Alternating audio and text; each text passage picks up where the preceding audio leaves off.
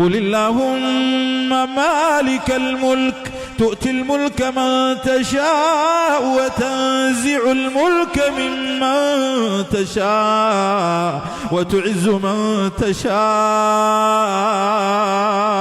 وتذل من تشاء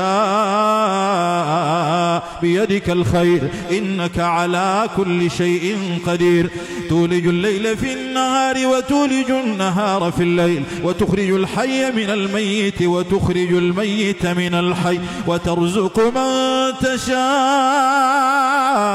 بغير حساب لا يتخذ المؤمنون الكافرين أولياء من دون المؤمنين ومن